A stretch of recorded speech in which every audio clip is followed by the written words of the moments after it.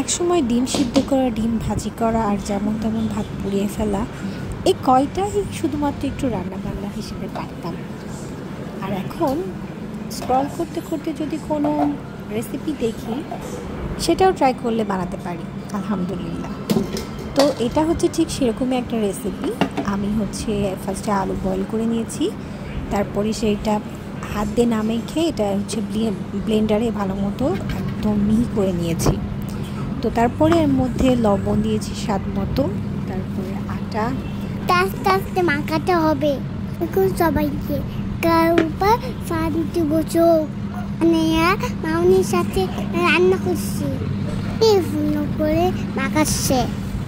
তা খুব ধীরে ধীরে মাখাতে হবে।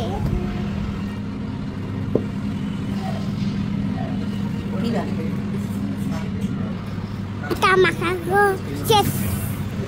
দেখি তো কত সুন্দর হয়েছে। তো ছোট স্মল শেপ দিবে, তো করে ফুটো করে মারাবে যাতে সিদ্ধ হয়।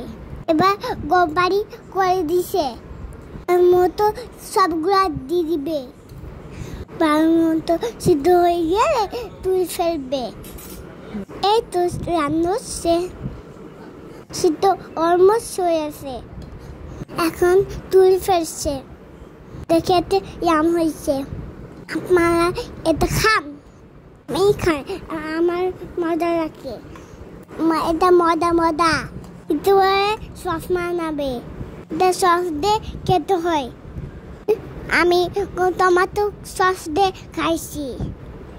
বরফ দিয়ে ঠান্ডা পানি দিয়ে ভিজাতে হবে, রেখে না যায়। এবার কাঁচামরিচ, রসুন, সস, একটু শেষা ও মতো সব দিয়ে দিবে।